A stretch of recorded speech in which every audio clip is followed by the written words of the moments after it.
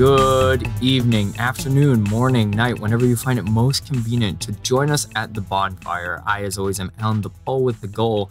And that goal has actually already been accomplished. I accomplished actually several goals. One goal is that I got a full-time job. Another goal is that I've conquered my fear of roller coasters. And my third is that I finally got a kilt because I've been wanting to get one.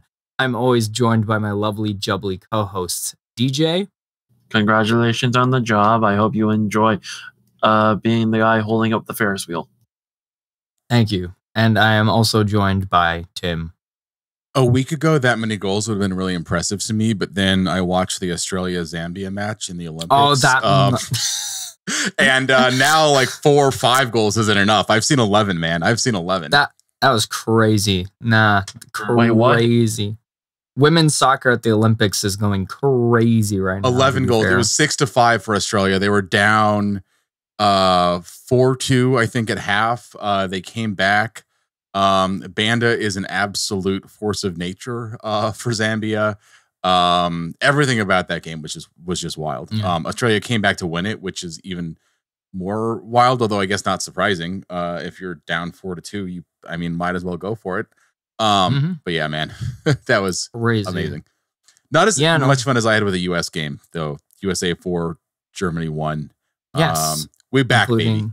Including Mallory Swanson, Chicago's own. And Alyssa Naylor. So good overall start from there. So let's just quickly breeze through a bit of news before we talk about the game and then the game that's going to come up in this week. So as we mentioned, other than the Olympics and Leagues Cup, there's also the CONCACAF U20 Championship, where Chicago Fire player Sergio Auriel is with the U.S. Youth National Team under-20s. The team had to apparently relocate cities and hotels after a shooting outside of their team hotel. They ended up moving to Leon. But the U.S. Youth National Team were still able to top the group with a 1-0 win over Costa Rica. Auriel was an unused sub, though the game before that he started and went the full 90 minutes. That was last Monday. So the U.S. are going to face Guatemala, who are the second-ranked third-place team. They've got 1 win, 2 losses, and a 0-goal differential in the quarterfinals. Now, reminder, this tournament is a qualifier for the U20 World Cup, and the top 4 teams, aka the semifinalists, qualify. So the U.S. need to win their next match to make it to the semifinals and therefore the U20 World Cup. So all the glory and power to the youth nationals and Sergio Auriel. Yeah, and hopefully it turns into Auriel getting some first team minutes. Yeah, it's wild that he's been getting these calls and not minutes with the Fire, or even sometimes like not even on the bench for the Fire. But good for him. I think that it'll be really telling because like the squad did heavily rotate in between matches in the group stage. And so I think that it'll be telling just to see where he sits in the pecking order with whether or not he plays in Guatemala. All of our listeners may already know that because that is happening on Tuesday, July 30th. So it may have happened by the time you hear this. Yeah. So, yeah. Moving on to everyone's favorite tournament, Leagues Cup. Yay, we all say in unison. And specifically, Don Garber was talking about in a previous press conference or something, he was talking about attendance when it comes to the US Open Cup and how stuff needs to change there.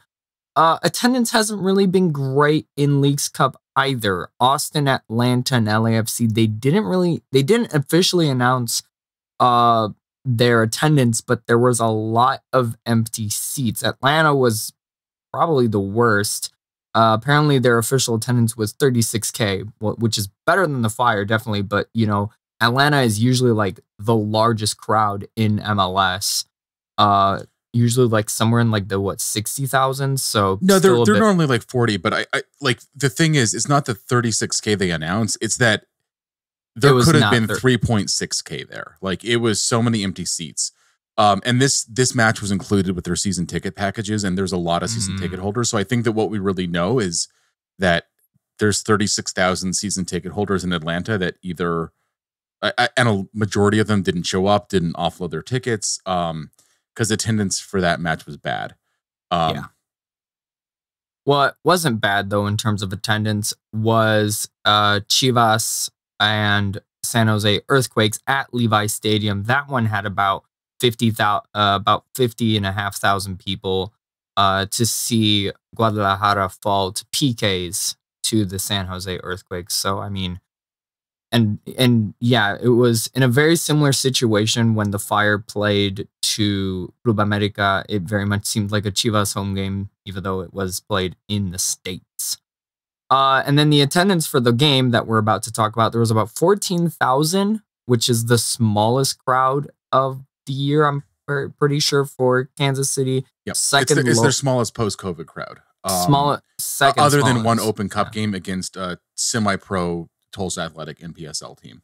Yes. So, Don Garber, you talked about low attendance for Open Cup, but it appears that there's a bit of low attendance as well in Leagues Cups. Sticking to Leagues Cup, there's a lot of former Fire head coaches in the Leagues Cup right now. First off, Juan Carlos Osorio, who former Fire manager, is now in the dugout for Tijuana. And he apparently received a red card after headbutting the AR when one of his players was down with an injury. They ended up losing 3-0 to LAFC in that game, and he's going to miss the second group stage match against Vancouver this upcoming Saturday. And of course, a name that is still dear to a lot of Fire faithful, Vilko Paunovic. Maybe near, maybe not dear. Near, definitely. But I mean, there's surprisingly some people that still like Pauno, who is currently coaching Tigres, and their first game is going to be fairly soon, maybe by the time this episode comes out, against Puebla on Wednesday, and they are also in the same group with Inter Miami. So a lot of Fire alumni around in the Leagues Cup. I will say, in fairness to Pauno, he is officially the last coach that's actually had the Fire in a playoff position. And that's the good thing about him. Well, and had a better record on a points per game basis than any Fire coach since, despite the team spending at a much lower level than. I don't think that it's fair to sing his praises because, I mean, we all know the problem with Pauno, but it is just interesting that there's two, former Fire coaches that are coaching for in Liga MX now. As the Leagues Cup goes on. Yeah. And then last but not least, our dear and fearless leader, Joe Mansueto. He was interviewed in Crane's Chicago Business. And the topic of one of my favorite topics, I guess, to talk about, and that is stadiums. And he said that the team isn't completely happy. They're not completely happy with Soldier Field, to be honest. Who is? Both from the Fire and the Bears. They said the Fire would prefer to play on grass. If the Bears' new stadium is turf, it would make the team want to find a new home if that were the case. And he said, quote, "If we're going to build a stadium, we would privately finance. I'm not comfortable taking public money. Stadiums in general are not great investments. They are big, expensive, costly to maintain, and sit empty most of the time." Well, I mean, good on him, considering that, we've heard in the news in the past few years, both in Chicago and around the States, of, public money being used to build these stadiums when owners have money, or owners have the money to at least fund a majority of that project. So, I mean, good on him. Whether that's going to happen is to be seen. But yeah, no, not completely happy with Soldier Field is, and that's the first time that's the first time anyone from the team, as far as I know, has said anything like that publicly. That's true. Obviously, you don't have to be a genius when you're forced to move games to think that it's not like a perfect match. But it's the first time they've said that, and I think that's kind of significant. Also significant, just hearing the team, saying that they want to play on grass, like not committing to it, but it seems close to a commitment, because it was kind of like, if we can't play on grass, it's kind of go time for us to get a new stadium, which is kind of cool to hear. I mean, again, there's a bunch of questions. Karen Lietzau, the Chicago Red Stars president, was also interviewed in the same article. And the contrast was interesting. She didn't rule out collaborating with the Fire on a new stadium. Both. She seemed to dismiss the possibility, saying she didn't want to play in like a second-hand building that was handed down from a men's team that couldn't make the location work, referring to like the site of guaranteed rate of field, whether it's reusing the building or not. Joe Mansueto said they would consider it, but they haven't actually been approached with any of those ideas. So no one is talking to the Fire about building a soccer-specific stadium in Bridgeport. So whatever those rumors are, whatever, it's not at the level where they've even approached either of the teams that would be using the facility. We've got so many ways to go before anything happens. Maybe the Bears, I don't even know how long it's going to take for the Bears to first of all figure out where they're going to put their new stadium, whether it's going to be on the lakefront or Arlington Heights, and then what the White Sox are going to do, even if the White Sox are going to do anything. I know the United Center recently announced like a new 10-year plan to improve upon the area that's surrounding the United Center. So, and that's the same owner of the White Sox. So we'll see. A lot of business, and that was the other. That's That's one of the other possible locations that's often been mentioned for a possible soccer-specific stadium is like the area around United Center, what is now mostly parking lots, turning some into garages and using the empty space. Imagine though, if you had the United Center on one side of Madison and on the other side you had a soccer-specific stadium, because that's sort of how NYCFC is going to be, because they're going to be next door neighbors to the Mets. Yeah, obviously the plan that they announced, because Reinsdorf has purchased a lot of the land around the United Center, and the plans they announced more or less take that off the table, which I think is fine. It gives clarity, but it's sort of unfortunate from, I think, my perspective and anyone who's like a soccer fan's perspective, that it seems like Karen Liesel from the Red Stars has said they want a seat at the table if there's going to be public money.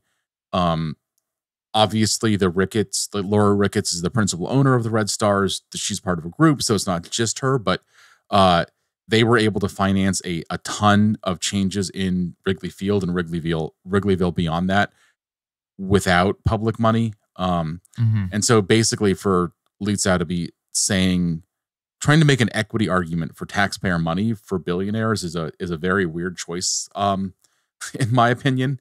I think that women's teams should have as much money for public money for stadiums as men's teams, and I think the amount for both should be zero. But the downside is, you're right, Alan. It seems like right now both sides are effectively kind of like waiting for someone else to move, right? Yep. This one big waiting game between the Bears, the White Sox, the Red Stars, the Fire right behind them. Really, yeah. And it could take years to play out, and that sucks because decades, possibly, honestly. Yeah, and I mean, in the meantime, sure, if the Bears moved to Arlington Heights and the Fire and or Red Stars could work with the city to make Soldier Field a good soccer specific venue, that's one thing, but by the time that we'd figure that out, I mean, we're talking, far enough down the future. And in the meantime, it's sort of this uncomfortable situation, and it's going to be more uncomfortable for the Red Stars because their lease is up at the end of the year. Yeah. All right. Let's move on to talk about the actual game that happened for us yesterday on Sunday. So the Fire, unlike last year, did not start off their campaign in the Leagues Cup really well. They ended up losing 2-1 at Children's Mercy Park to start the Leagues Cup campaign, following goals first from Koutsias, and then the two from Sporting Kansas City from Castellanos and Agata. First of all, the big point of interest, so many players were not listed on the Fire's game day roster. I think in total 12, including Amsberg, Tehran, Gasper, who are most likely injured. Kuipers and Aragoni, apparently they were on vacation.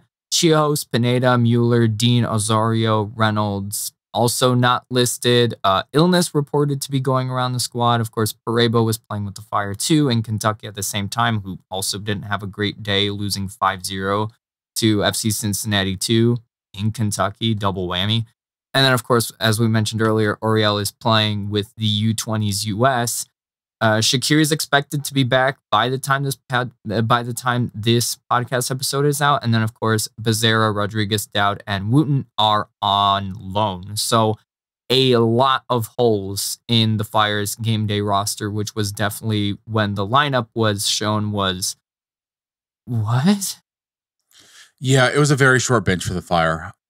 The lineup just entirely was held together by gum and hopes and dreams. Yeah. There we go. Yeah, that's how it felt. One thing to note, I guess, for, it's like a positive development for at least someone. Jalen Shannon got his first start for the Fire, first minutes for the Fire, first team. Also marking the first time that a Fire 2 player has started for the first team. So those are all signs of progress. We'll talk about the game in more detail in a second, but didn't have the best game. But it sounds like, based on the things that we're hearing about, illness may have been thrown into it kind of last minute. His short-term agreement that was necessary for him to play in that match was signed 10 hours before kickoff. So what a short turnaround. Yeah. Yeah, no, because I remember hearing about Amari Glasgow, who himself also featured in the game. He also got his short-term loan agreement, and that it is his last one for this season. Yeah, so if he's going to play now, he was able to play in 2 MLS matches. There was a third short-term agreement where he didn't make an appearance, but was still on the roster, so that counts as 1. And he could make 2 MLS appearances, but then as many appearances as was possible in other competitions during short-term agreements, which is how he was able to play in the Leagues Cup. Wow. And then we also had another debut in terms of from Fire 2. We also had Christian Coffey, who came on after in the second half for Tom Barlow, and I showed definitely moments of interest towards progressing what was already happening in this game. Yeah, I thought he had a decent game. I don't want to overstate what he did, but I mean, of course, again, just with the limited amount of time the team had to prepare, and seemingly everything happening at the last minute, amen. But yeah, that's pretty much how it is. And then finally, Andrew Gutman, we did see a return of him, who came on for Arnold Suke around the 79th minute. Suke, who I will definitely talk about later, was subbed off. And so foreshadowing. So as we mentioned, the goals, Koutsias was the one who was able to get the first goal in after a really great assist from Brian Gutierrez about right side of the box, right on the outside. Nice little lob in to find Koutsias with the first touch to get it past the Kansas City goalkeeper in the 22-minute. And it was basically a case of... Oh, no, just going to say also give full credit to Gaston Jimenez, who won the ball back from the loose ball absolutely. to get it to Guti. Yeah. Yeah, no. But this was basically a case of commentator's curse, because for the first 20 minutes, the Fire were, like you mentioned, DJ, being held together by gum and hopes and dreams, even in midfield with Kellen Acosta and Gaston Jimenez trying to, and sometimes successfully, being able to retrieve the ball. They just weren't able to push it forward. And that time in the 20th minute, especially after the commentators were saying, man, Chicago can't do anything, is when that finally happened. And it was an incredibly slow start, essentially. Over 60% of the possession was in favor of Kansas City. I'm pretty sure they had a lot more in terms of successful passes and touches. The Fire were just incredibly slow and up until that goal. And multiple shots for Kansas City before that. Guti did get one that was kind of a kind of bad angle shot that landed more or less directly at Tim Millia's feet, the Sporting Kansas City goaltender. But I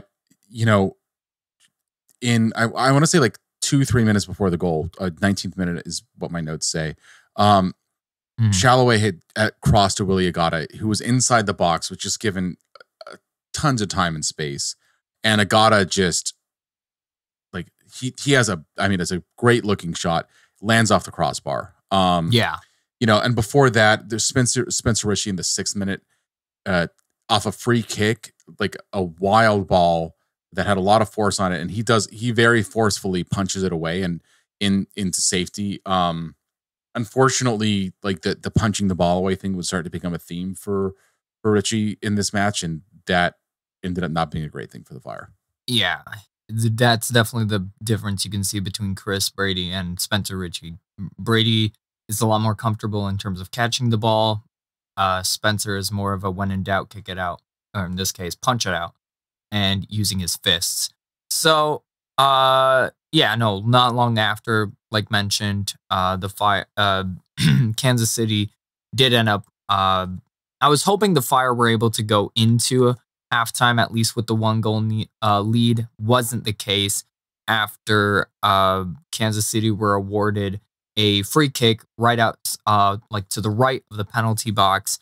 Remy Walker lobs it forward, and Robert Castellanos was just able to make a jump, like just jumps over Acosta to put the ball basically in between the arms outreached of Spencer Richey to make it 1-1. So just an unfortunate way to end the first half.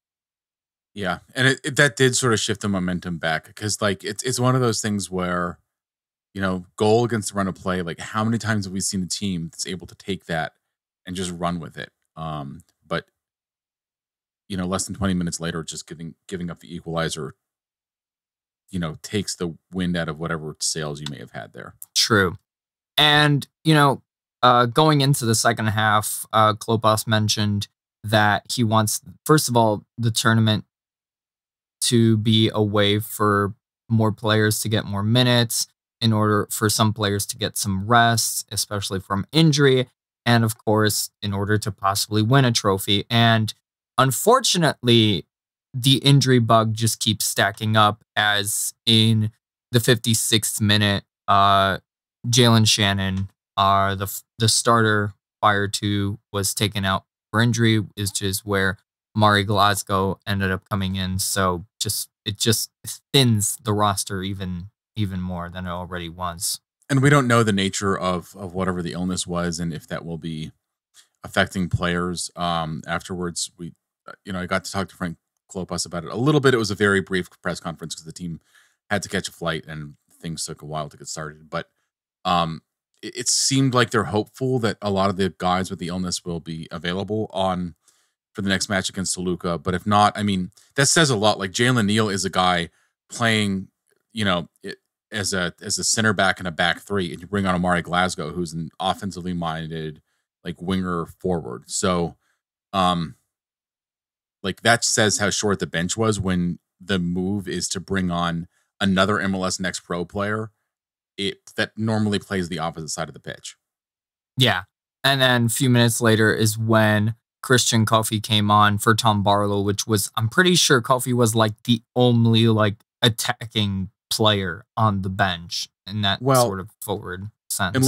Unless Jeff Gall has some offensive talent we haven't seen yet.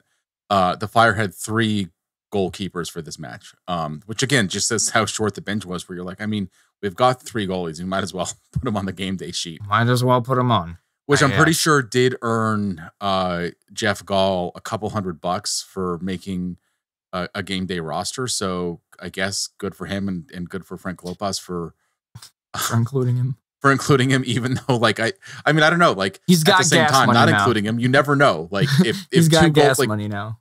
Yeah, 2 goalkeepers get hurt in maybe once in a blue moon, and how dumb would it look if you had the space, if you didn't have the bench full, and you could have used a 3rd goalkeeper, and you had a goalkeeper you didn't play. So yeah, no, and then unfortunately, the Fire, as you mentioned, the momentum since that goal. And since those injuries and substitutions just kept shifting back towards Sporting Kansas City, where Leibold, Redoja, Tommy, they were just able to outplay, switch it over to a free to Stefan Afrifa, who made a really good cross to William Agata, who was completely running forward free, able to make a diving header past Spencer Richey to make it 2-1 Sporting Kansas. City in the 76th minute. Just truly unfortunate. And I can't remember if this happened before or after. No, this happened before that goal. Another crossbar deflection. I can't remember who took the shot, but the crossbar was definitely saved the Fire from even more defensive mishaps. Yeah. Crossbar maybe a candidate for Fire's man of the match in this one. Crossbars are always better for the Fire than they are for anyone else. Room. An inanimate carbon rod. Yeah. Quote The Simpsons. Yeah. And for this game, I'm just going to say this, in that this was still a very overall frustrating game to watch, apart, of course, from the Kutsias goal. That was really the only time the Fire were really able to pull anything together. I felt like, you can always blame it on the fact that this was a very thin and I don't want to say not well put together, but just a very thinned out roster. It was, like DJ mentioned, stuck together with gum and hopes and dreams, but those hopes and dreams were long gone, long forgotten, essentially. And, one player that I foreshadowed previously, Suke, he was getting absolutely cooked in defense. So, I don't know whether we need some of those players to get some magic spray on those injuries and come back from injury earlier, or possibly some business to be done during the window. Another guy, Tom Barlow, I still don't know what he's doing here, and here being in Chicago, personally. So yeah, for starters on the back line, Toby Salakwas made the start. Andrew Grootman came off the bench, which was good to see him back. But I don't know. It's difficult to say exactly what was going on with Salquist. In theory, you could make an argument that he should have been sort of like the dominant center back on the Fire's back three, because he's the only one that's like a natural center back that plays that position game in, game out, even though he hasn't been playing lately. Jalen Shannon coming from MLS Next Pro, not at that level. Arnaud Suquet, kind of a converted, right back, wing back. I think Salquist also didn't have a great game. Again, I don't know how much of that was him trying to cover more ground than he could, or just not being 100% after the injury, or what. But I think there's just multiple factors. And I think that it's difficult to say. And I think Salquist started off not really adapting that well to the league.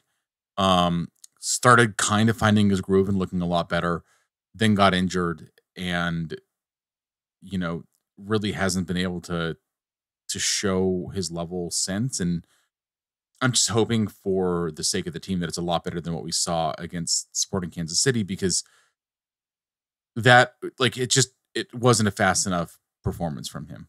He and Suke were both getting repeatedly beaten by players that are, frankly,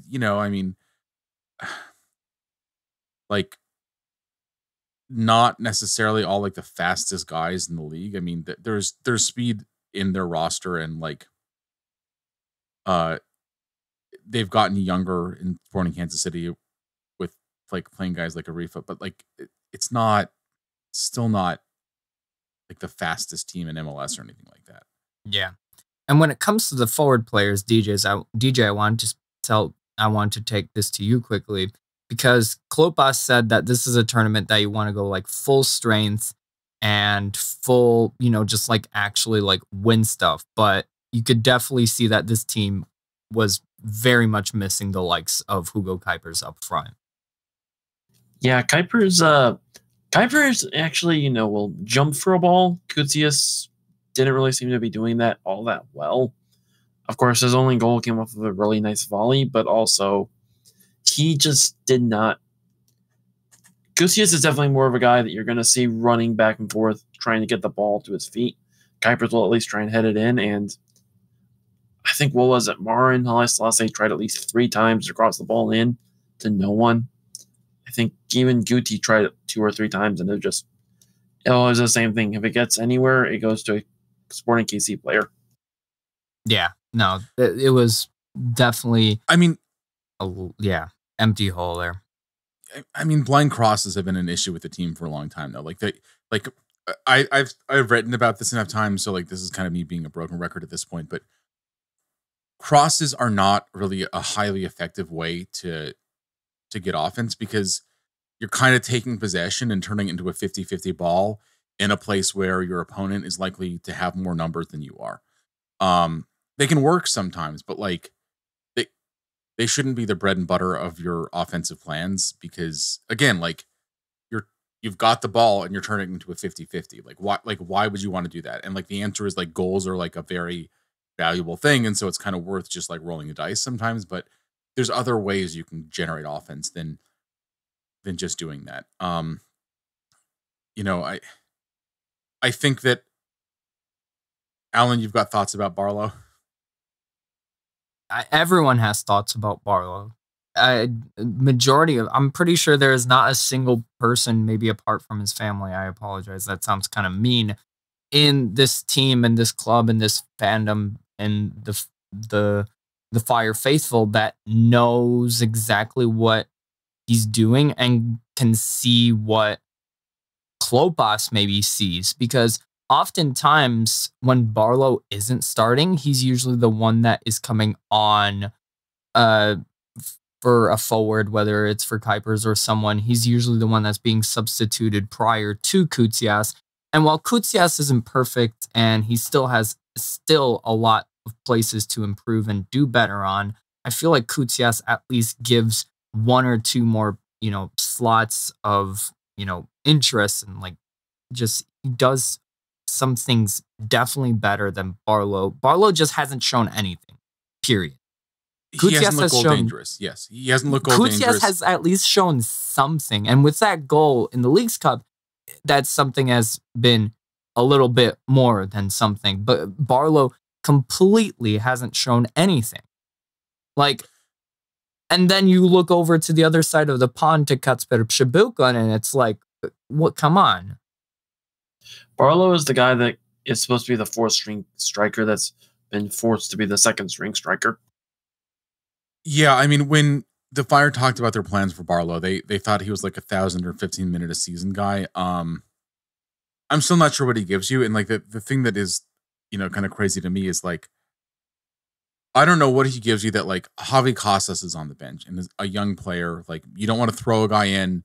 Like I understand the like play the kids as a line, but I also get that like if you put people in a situation that's over their head, then like it's not helpful to anyone because they're in over their heads. But I think that Javier Casas, I don't think that we know that it's above his head level. Like I think that he should get the opportunity.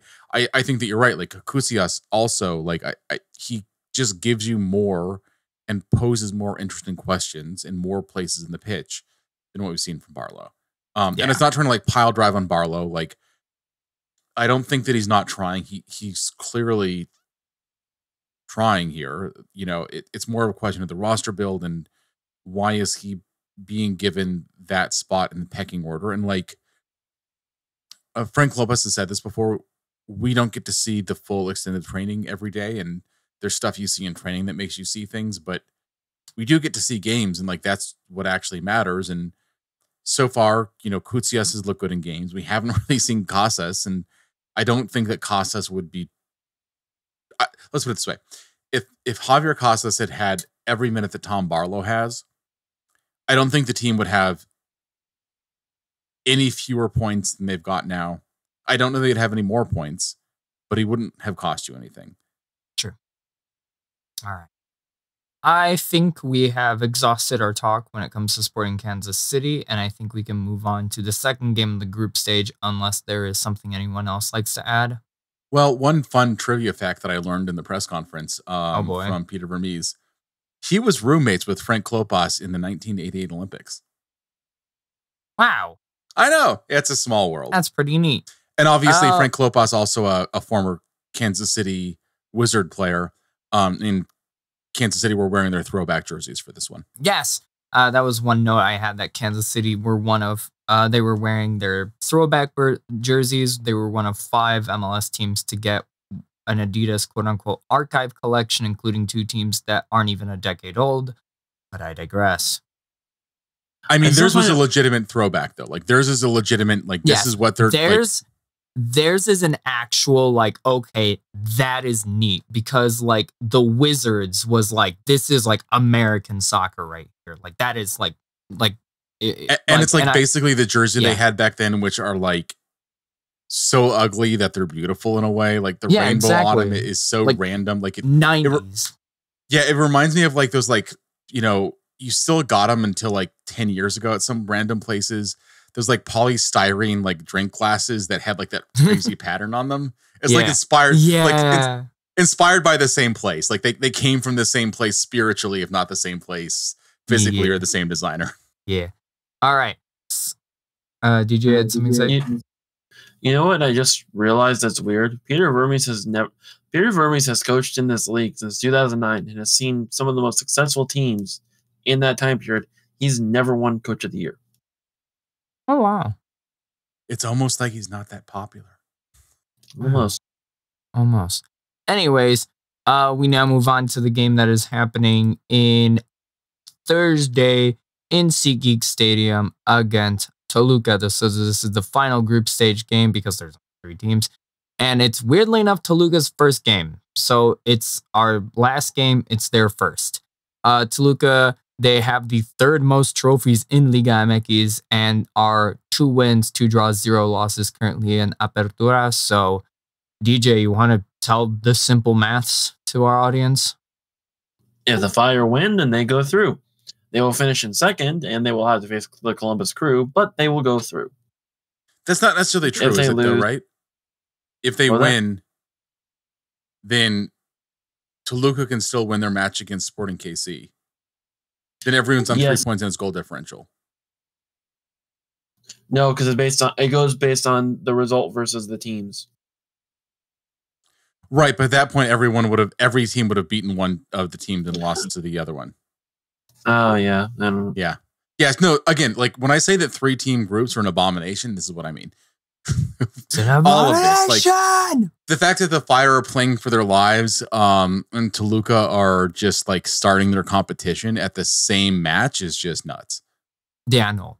So, Tim, can you give us some insights on Toluca, especially for those that don't pay attention to Liga MX as much? So yeah, like Alan said, I don't think they're one of the better known names. Like they're not Tigres, they're not Pumas, they're not any other big cats you could care to name. I guess Leon in a way counts as that, or Club America or Chivas, but they've won more trophies than every team but Club America and Chivas. So they had like a really kind of golden period that ended like 10 years ago, and we're sort of like hanging out in like the second tier of Liga MX. They ended 3rd last year. They didn't get as far in the Liga, like playoffs, as I think that they wanted to. And it really just seems like they decided, you know what, that's it. Like we're done not being that good. And they spent a lot of money, brought in a new manager, Renato Paiva, who's Portuguese. I think I'm saying that name right. I don't know. Portuguese manager, spent like $25 million in the transfer market in the past few months, including bringing in Paulinho as a center forward from like Sporting, the club in Portugal, not the Sporting that the Fire just played. Just to be clear. And like under Paiva, they have started playing like a really Portuguese style system where it's like very defensively oriented. Like they are happy to not have the ball. They are really strong on defense, and they will just kill you with skill on counters, because like they've got guys like, you know, Paulinho, who played for one of the best, you know, like most famous clubs in Europe. And they reinforced, though, like not just the center forward, like they added, you know, people in the midfield, or like Frankie Amaya, who I think in some ways is like the weirdest addition they've got. A dual national, formerly from like New York Red Bulls. So he'll be there. That's a name that like people may recognize. But they also brought in like, you know, people in like 3 center backs, I think they've got like a loaned in midfielder from one of the Uruguayan teams. I don't really remember. Like, I don't know that many Uruguayan teams off the top of my head, but a midfielder from Uruguay. It just looks like a good team, and they've looked convincingly like their results have been convincing so far in the Apertura this year. I don't think that anyone would pick them as like a favorite to finish top of the table in Liga MX, but I think that they are probably talking amongst themselves as a team that can do it. And I think they wouldn't hate the idea that they can win this trophy, right? Yeah. It's not the biggest club in Mexico, but you know, it's got a bigger following than Puebla, who the Fire played in the group stage last year. So I'd expect the crowd to be larger and probably more pro Toluca than it felt like 50-50. I don't know if you remember that match last year against Puebla. It low-key felt even more than 50-50. I felt like it was more like even like 60-40, possibly even more for Puebla. Like, I was surprised as well, because even based on like my understanding of Liga MX, I haven't heard of Puebla, and here we are. There's like there were a bunch of Puebla supporters, so I wouldn't be surprised if it was 50-50 or even more for Toluca. Yeah, the one advantage the Fire have, although, you know, season ticket holders could put their season tickets in the market for this, this game was included in season ticket packages, and unlike other matches in the MLS regular season, it couldn't be traded for other matches. So either you have the tickets, you use them, you don't use them, or you try to sell them. Obviously, people could try to sell them, but it at least suggests that there could be more Fire fans, because the team did get a significant boost in season ticket holder numbers over the past year. True. But yeah, like, this is a good Toluca team, man. Like, I really have to, like, I don't, it's a name that I think that anyone that's started following soccer in, I guess, this region, even like the past decade, hasn't heard as much. But like, this squad looks like it's trying to change that. Like, it's like the amount of money they've spent bringing in this manager, kind of having a coherent system. Like, it's a very good squad, and it's one of those squads that you look at it and you're like, you know, you have guys on the bench that would be a starter for pretty much any MLS team. Like, they didn't have a ton of like top end talent. Paulinho is, like, you know, good. He's also 31 years old, and so like kind of like at the end of, like, you know, like maybe hitting like a bit of a plateau, but like still, I think like a pretty deadly center forward, you know, possibility. And yeah, there's just skill throughout the roster there. All right. Well, ladies and germs and they thems of the Fire, let's do a quick score prediction. I'm gonna start off and say that the Fire are either going to barely, just like against Sporting Kansas City, lose like a 1-0 or maybe like another 2-1, or just get, I don't want to say get swept, but get defeated in penalties. It's that kind of game.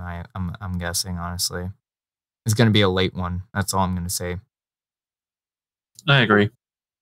I think big case is probably going to be the outcome.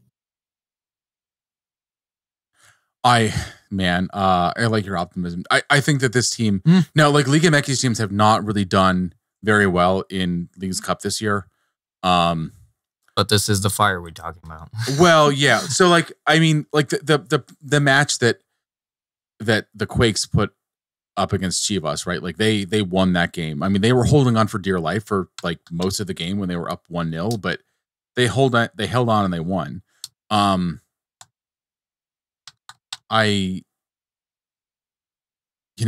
mean, I just think this Toluca team is going to be very strong. Of course. And they look strong, and unlike Chivas or like Club America, who we haven't seen in this tournament yet, like, I don't think there's that arrogance there. Like, they're not, they don't have that, like, we're like the best club or anything like that. They have a chip on their shoulder, and they would love nothing more than to prove it. And again, it's one of those things. This is their opening match, right? Like, this is them showing up, and this is the Fire playing for whatever's next. And that makes me think the Fire are going to play a defensive game, like play not to lose and not like just hope to get like a lucky goal and change things that way. And that's just a recipe to lose, especially against a team that has like talent throughout the roster like Toluca do. So I'm going to say, I don't know, man, like 3-1, but it wouldn't surprise me if the margin was bigger than that. I mean, I wish I could say something else, but it just, I'm just not seeing it for this one. The advantages will give the Fire like time and space to regroup after this, but it just, the way that the seeding happened for Leagues Cup, I think really underrated Toluca. Like they really should have been rated as a higher team than they were, which would have put them in a different group and somewhere else, but they weren't. And so that's the situation the Fire had to deal with. Amen. All right, ladies and germs, hopefully you enjoyed this episode of The Bonfire as much as we did, talking about how not fun that game against Sporting Kansas City was. I hope that you enjoyed it more than we did. Yeah. Well, I mean, yeah. And hopefully you enjoyed it with your friends and family if you were watching it. I know there were a few people there that I saw on the TV. There were some Fire fans there, so hopefully they enjoyed it to some certain extent, especially with the Kutzins goal. I, as always, have been Alan the Pole with the goal, joined by my lovely jubbly co-hosts, DJ and Tim. Any last words of wisdom before we head off? Get more pizza. Amen, I say to that. All right. From here until the end, come on, you men in red.